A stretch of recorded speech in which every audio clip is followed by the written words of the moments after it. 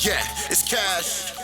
Get him. DJ Deuce McGuire, this hot as a log fire. Spark the lighter in the 303. We wrestle at the quarry. Golden, Colorado. Mercury Pro Wrestling Academy. Elevated wrestling. Yeah. Hashtag follow if you know the motto.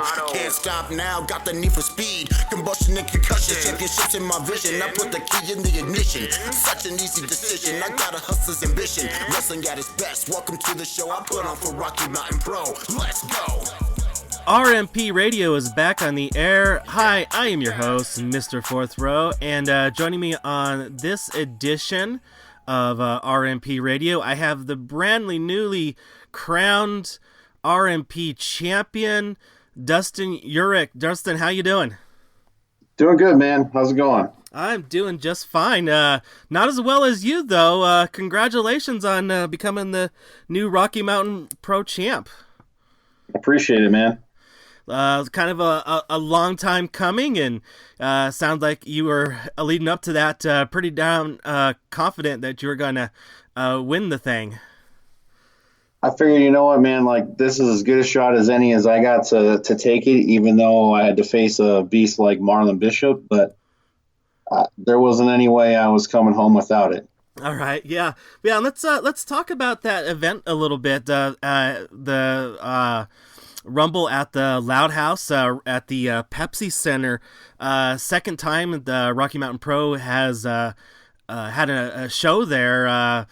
How did this one go, did you feel? Way better than the first one. I mean, the first one was awesome to do. It was unique for, like an independent wrestling company like ours to be associated with the Pepsi Center and the Colorado Mammoth, and to do that first show last March. But we didn't really, the guys in charge didn't really put like their best foot forward in helping promote us. And we did, the best we could on our part, like over social media, and we went there all day long during the games, and before that handing out flyers, letting people know, because most people had no idea we were there.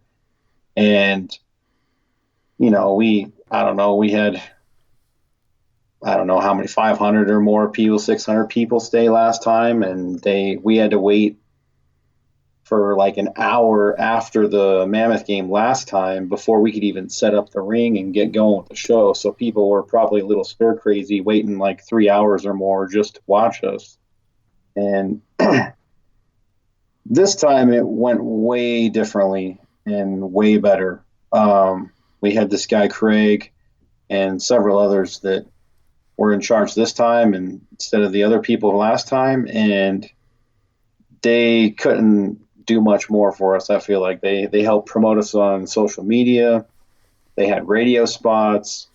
They were, putting up posters. We were promoting it on our end, and they went all out, and we did little video spots throughout the night leading up to the wrestling, all throughout the Mammoth game. We had some live shots of us in the crowd during the game, and they went all out and did like a little entranceway with pyro for us, and they were top notch. Like, it was awesome this time. They came out to our Rack House show a couple of Fridays ago and checked us out live and helped promote it then too. So we couldn't be more happy this time, and like they said, over 6,200 fans stayed this time, so it was amazing. Yeah, I mean, I totally agree. The difference in the promotion. I mean, even they were doing it on their social media. With the flyer of Al Snow and D'Lo Brown on it, as well as, yeah. I think last time, normally tradition is that the Mammoth players have autographs on the turf after the game, and I think that was the big holdup last time. As for them to go through, and that takes quite a while for the players to get through all the fans to anybody and everybody that wants an autograph from them. So and I think they moved that this time around to the concourse. So it was great to see Rocky Mountain Pro get everything set up for the live Twitch feed and get that ring set up like in no time. It was all hands on deck from sitting on this side of the ropes and this side of the glass. So yeah, it was a fantastic event. I enjoyed it. It was definitely a different night and day experience even for us. So that's cool. Yeah, I had some positive feedback from lots of people that I know that came, and yeah, not just the players, interacting with the fans after the game, but backstage too. Like, they had a lot of stuff that was in our way. We had to wait before they would even let us bring our ring truck where we needed to be to unload. This time we unloaded like before the game started and put everything right by the tunnel where we came out of. And so as soon as that game was over, they started tearing stuff down and we started putting stuff out there, and everybody was out of our way, and we got that ring up and all of our Twitch stuff up, set up in 15 minutes, which is insane. But yeah, everybody busted their butt to make sure it happened, and they knew what was at stake. It was, the biggest night of our, wrestling company's, history, and everybody did what they could to pull it off, and it worked. Yeah. And then I was just thinking additionally the involvement from the Mammoth. You guys can go back and watch us on Twitch and subscribe, please. Support Rocky Mountain Pro. But even the Colorado Mammoth players got involved in the Rocky Mountain Rumble match and brought, spoiler alert, Wooly the Mammoth, Colorado Mammoth's mascot, out to the ring because he entered the Rumble as well. So yeah, so just the involvement of the Colorado Mammoth was such I think a great difference, and I think that helped a lot, and I hope that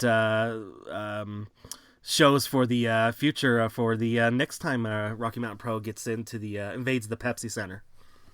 Yeah, having the involvement of Wooly and the players was definitely cool too. I think those guys had fun, and it was good to have them out there and different kind of interaction to kind of cross over with all the lacrosse fans, because I think a lot of people there, some of them I'm sure were wrestling fans. Some of them that I talked to anyway weren't really sure what it was all about, but everybody that stayed, I think, had a good time.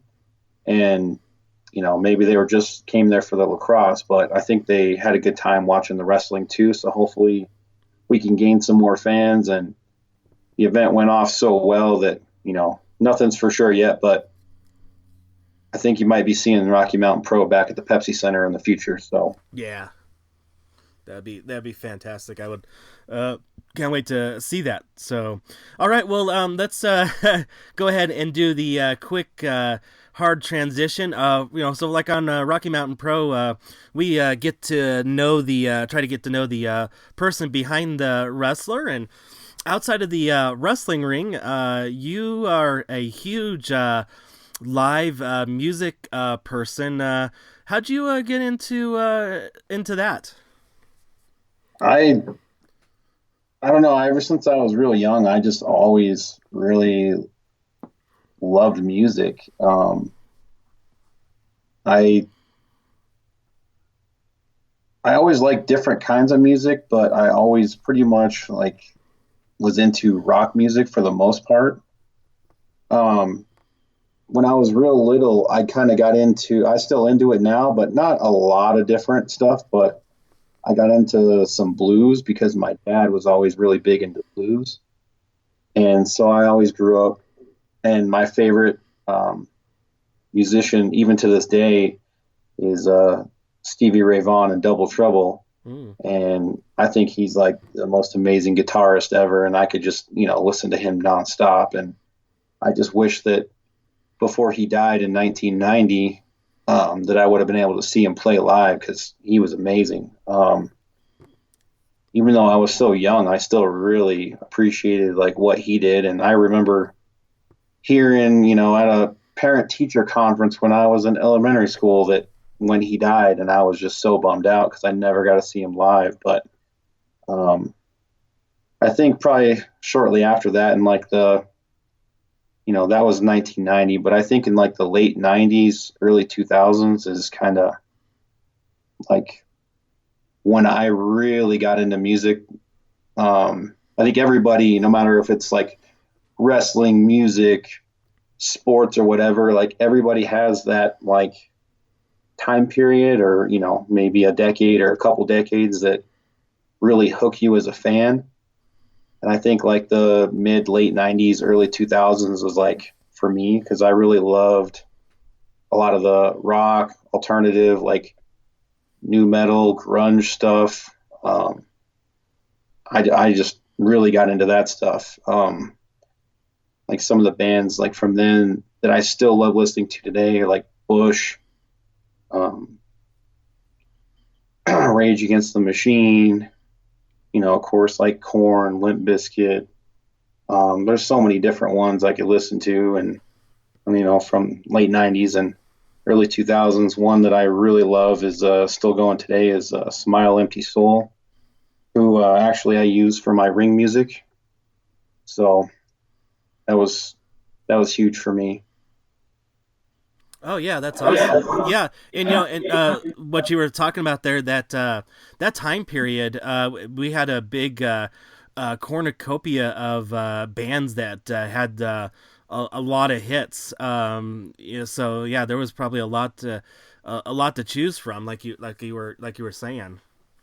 Yeah, it's that was definitely the time period for me, and I still have tons of their music, from a lot of bands at that time, like late 90s, early 2000s, that I listen to nonstop today. But I'm not, I don't know, I listen to some newer stuff, but I'd still much rather the older stuff from like those time periods. And I mean, there's still some of those bands that are still going today that some of their newer stuff I'll check out, but a lot of newer stuff today, I don't know, doesn't hook me like it used to.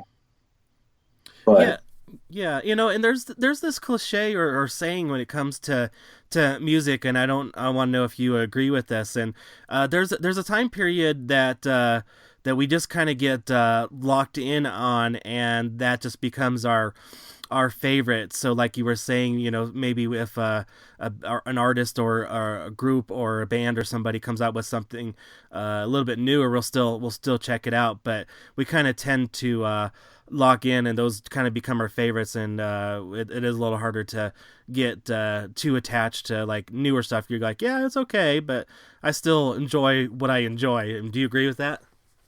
yeah, and I think part of it for me is, I mean, it like you said, it's kind of somewhat cliche, but I think a lot of the music now isn't like, the lyrics and stuff aren't as like meaningful as a lot of stuff that it used to be. I mean, some still really is, but there's a lot that's just kind of, I don't know, just general stuff that everybody talks about now in music.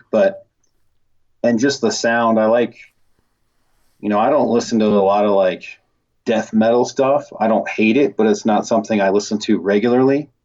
Nothing that's like super, super heavy, but I like a heavier sound of, with the guitars and stuff of the rock, like especially from like the 90s, but that you just don't hear as much of today. It's kind of more pop now, and it's just, I'd much rather hear something that's a little harder, like I said, like Rage Against the Machine, Smile Empty Soul, and other bands like that. That some of them they might have some calmer songs, but some of them can really get have a good heavy sound, and I really get into that. Right. Yeah. So, what about when it comes to like say less known bands or like local bands? Are there any favorites that you've come across in this exploration? So I don't know of a lot of local bands. Like I've seen so many different ones that I don't know like a ton of them real well.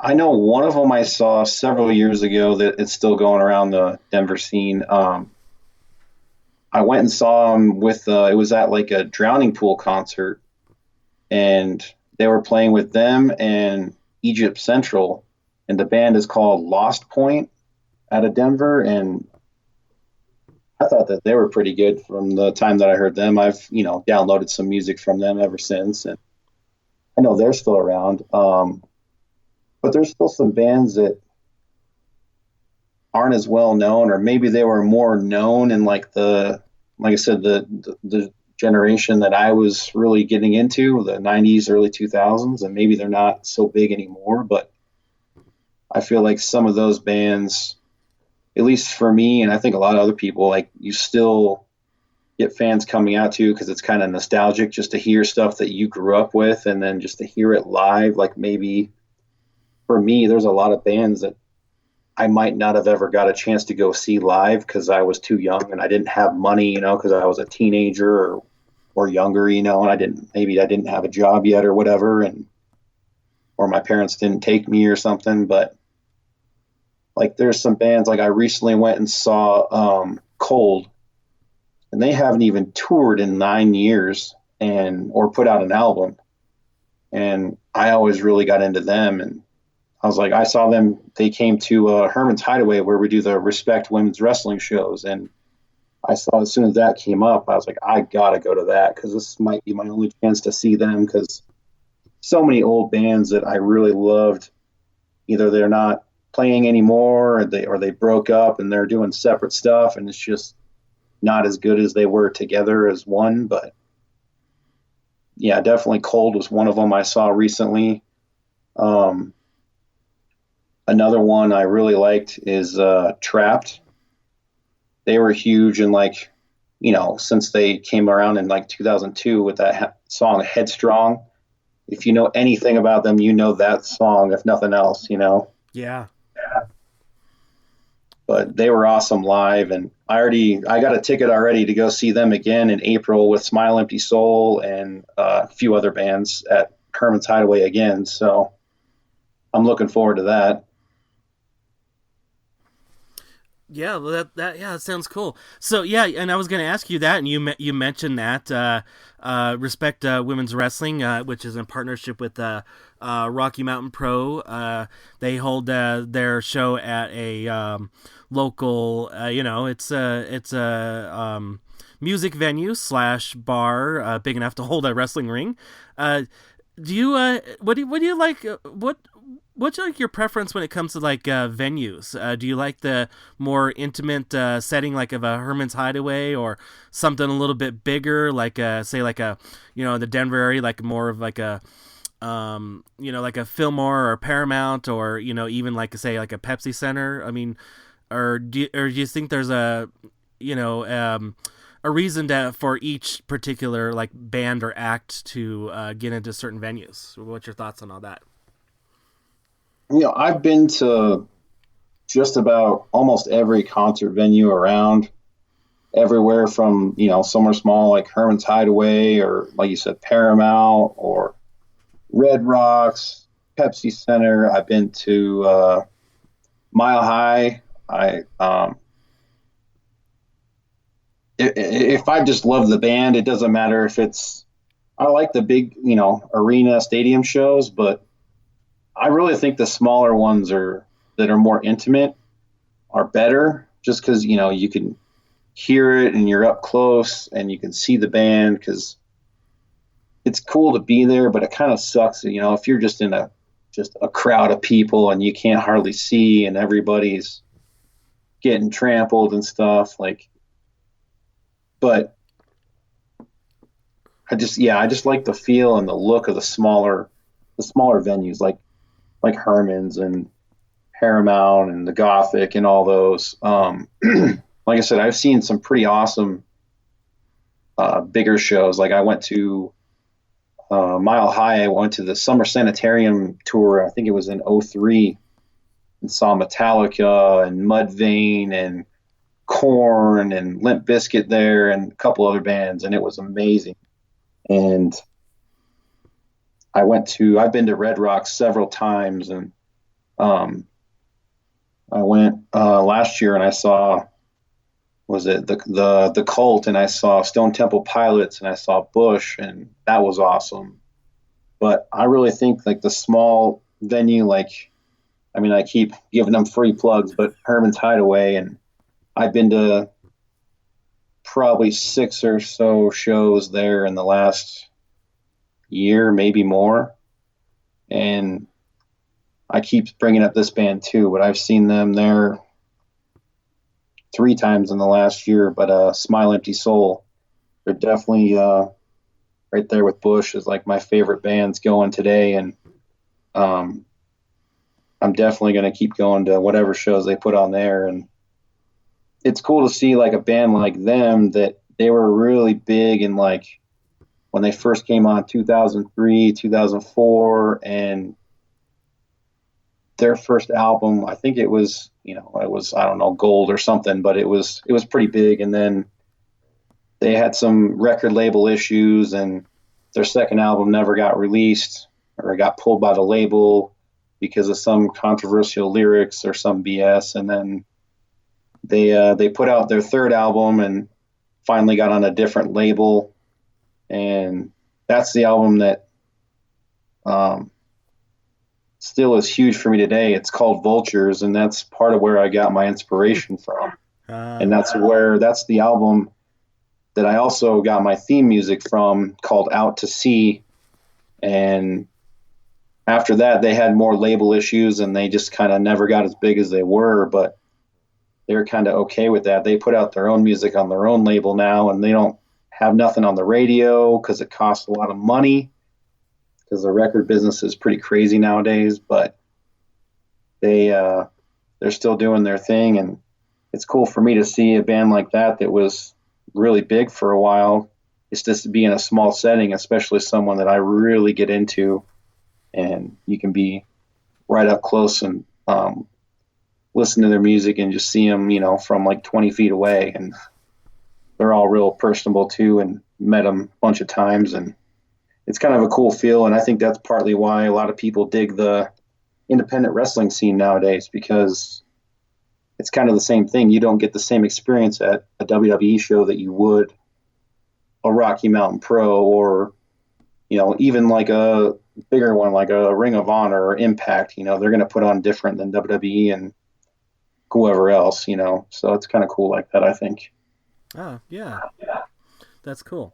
All right. Well, transitioning from there, another thing that you do outside of the wrestling ring is you what time you do have. I know when you're an independent wrestler, you got to do a little focus on that, as well as if you're not the big time, of course, you got your regular, shoot job, but you spend a lot of time. You have, is it a pair of dogs you have, I believe?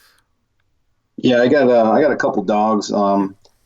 They're one's 7 and one's 11. They're both shepherd mixes. I don't know exactly. They look like they're both mixed with like a couple different things, and but I'm not sure. I never bothered to do a test because I'm like, it'd be kind of cool to see, but at the same time, I don't care that I love them no matter whatever the heck they are, and but yeah, they're a big part of my life, and definitely always look forward to coming home to them, so, and playing around. And so I try to spend as much time with them as I can too when I'm not working and wrestling and whatever else, working it out in the gym and stuff. So they're definitely like like my kids. So and what are their names?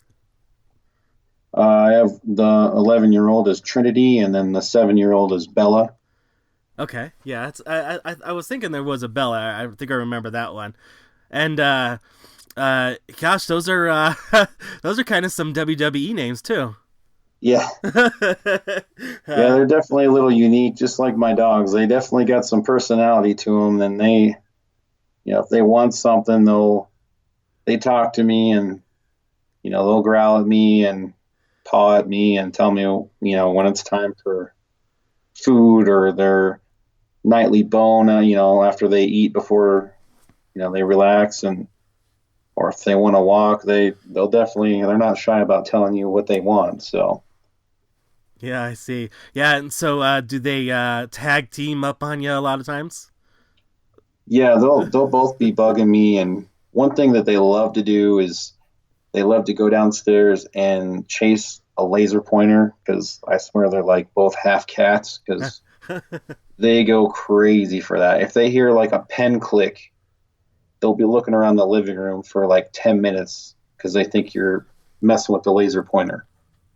So they'll sit by the door and they'll just scratch at the door or talk to me and just walk back and forth until I give in or I'm done with what I'm doing and I finally take them down there and go do that or take them for a walk or whatever they want. But yeah, I definitely got lucky with them. They got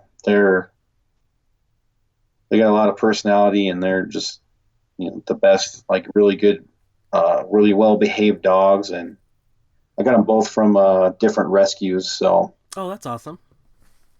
So yeah, it worked out pretty good.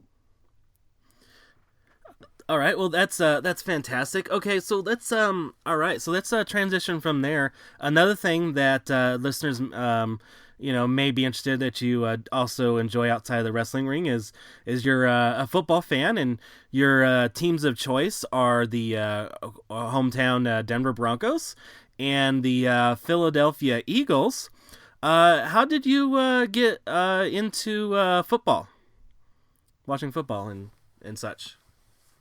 Like when I was a kid, I would just watch and play any and all sports. I couldn't get enough. I knew from like very young age that just because I love sports so much that I had to do something athletic.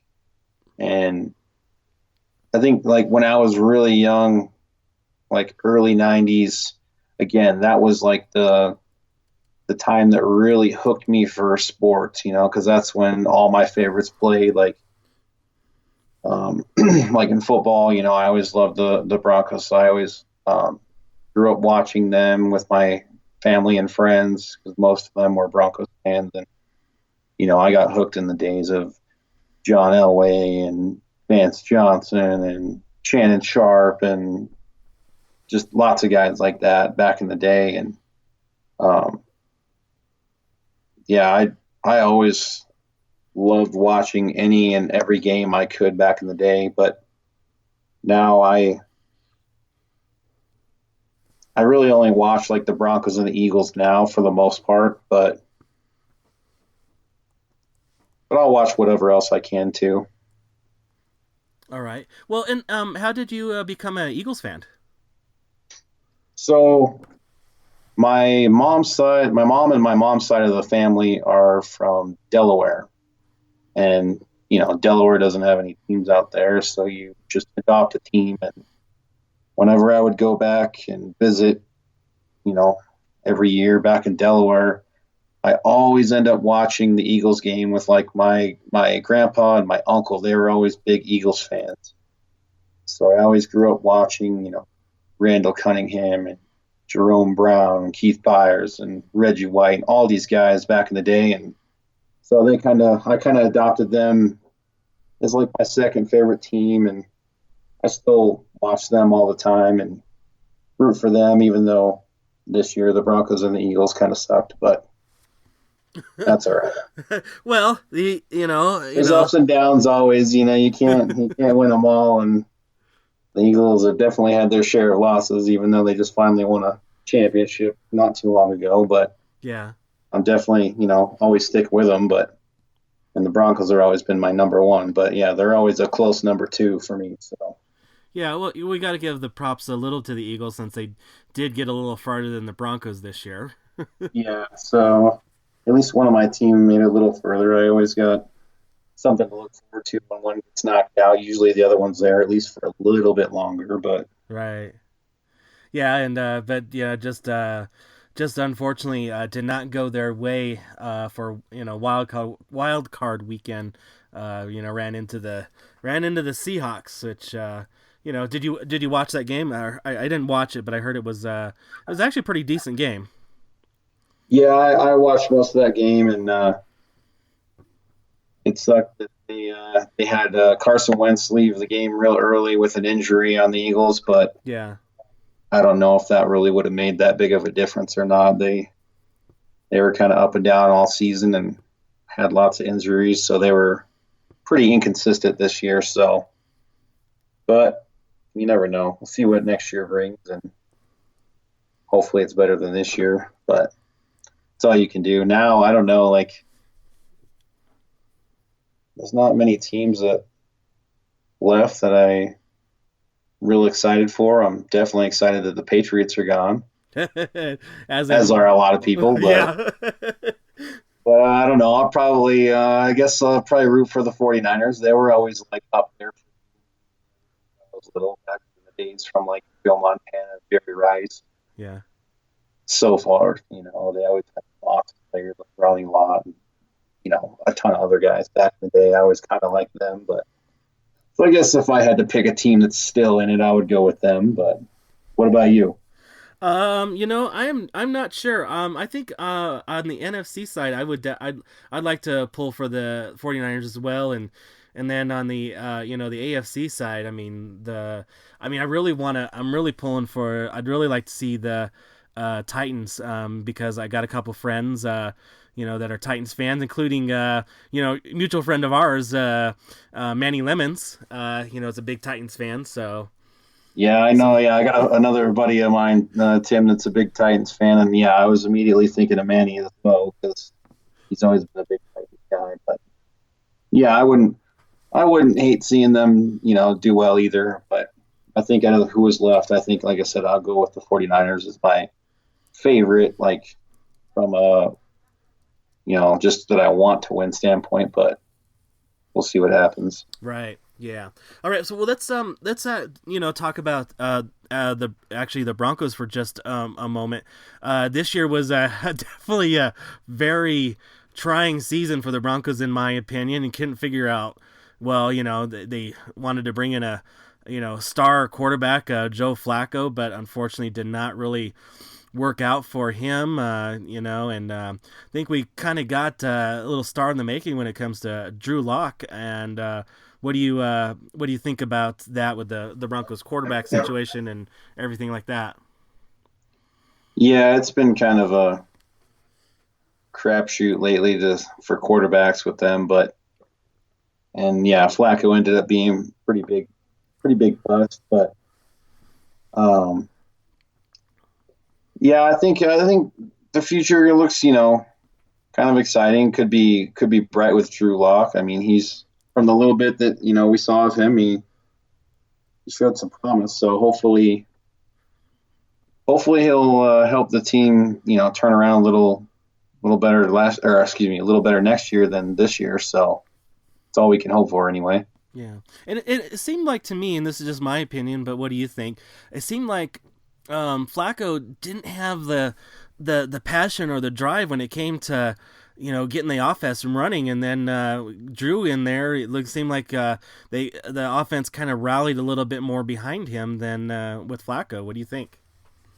Yeah, I think some of the guys before him and definitely Locke after him showed just more, and maybe it's just him, but they showed more enthusiasm and just trying to get players and the crowd and everybody into it. And I don't know, he just didn't seem like I don't know if he just wasn't motivated or just, I don't know, something was just off with him. You never know when you get somebody new, like when they come from another team, they might be a disaster or they might be the one that fits where you need them and turn things around. But he definitely wasn't that guy for the Broncos. So yeah, and while that was disappointing, hopefully Drew can do some good next year. Right. And another thing it could be, too, is that, here is Joe Flacco, a very accomplished quarterback, and the Broncos offense, especially when it comes to the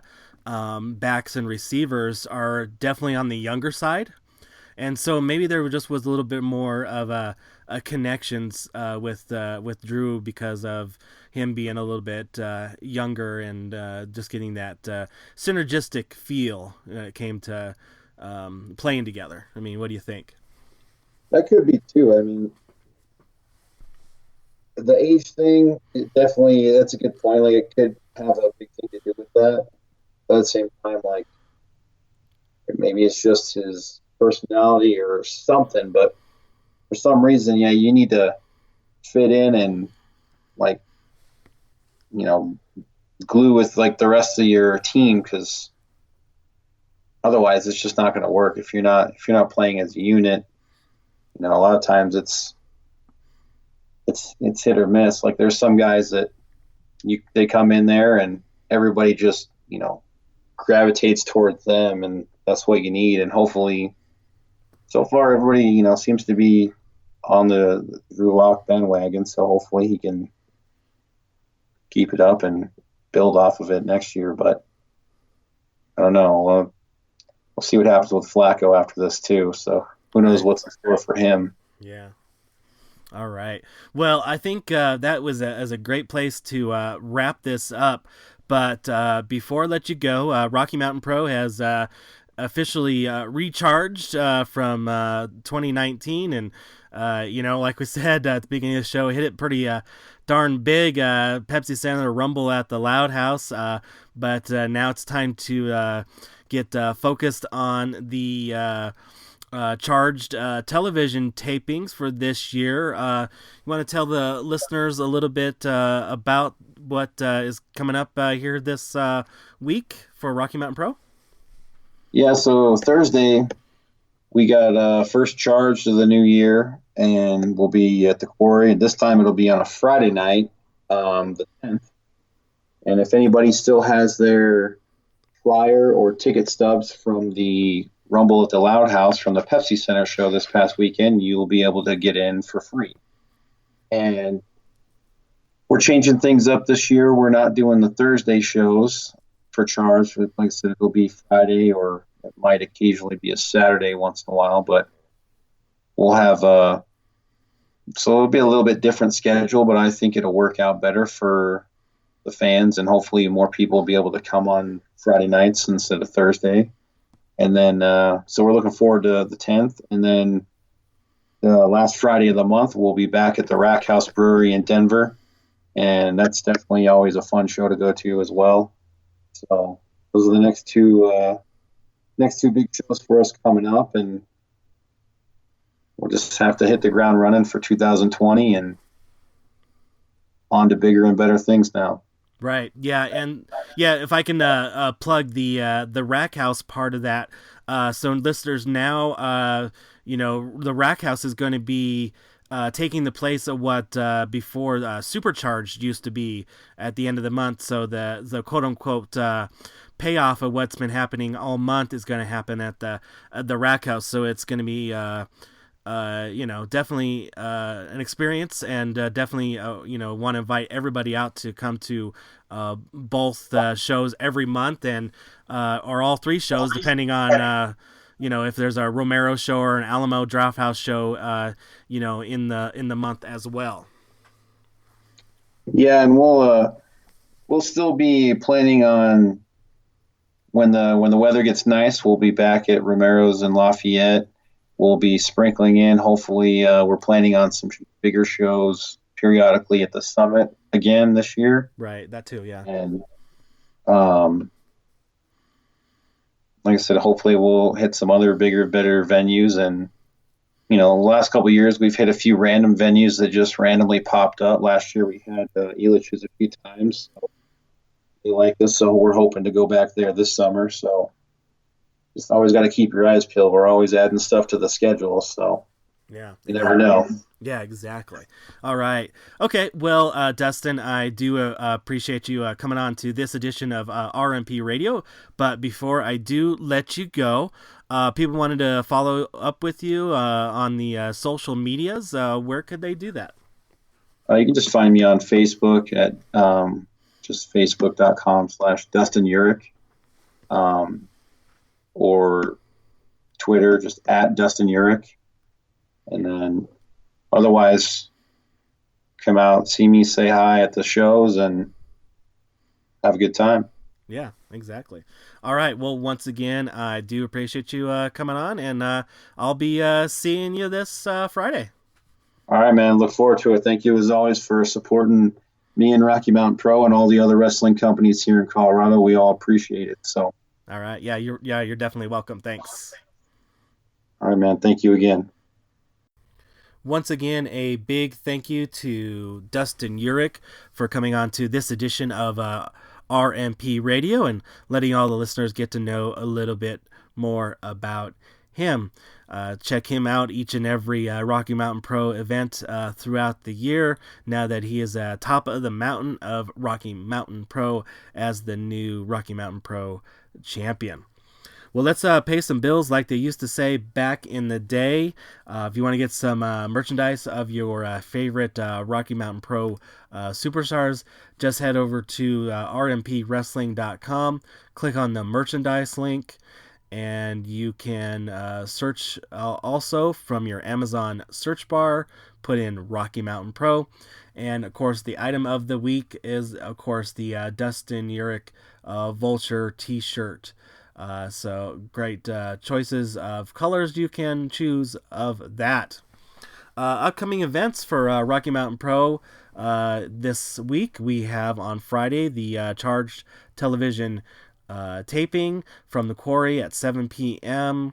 on January 10th. You want to purchase tickets, head over to the RMPWrestling.com website and click on the events link, and tickets are available to purchase right from there. Then, of course, just a reminder, the Rocky Mountain Pro Experience at the end of the month, last Friday of the month, which I believe this time around is January 31st at 9 p.m.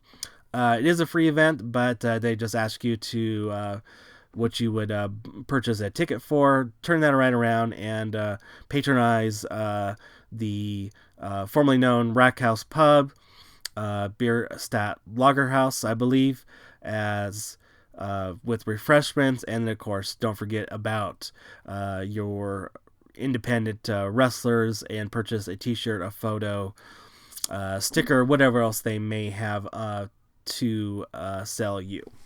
Gotta support those guys and gals.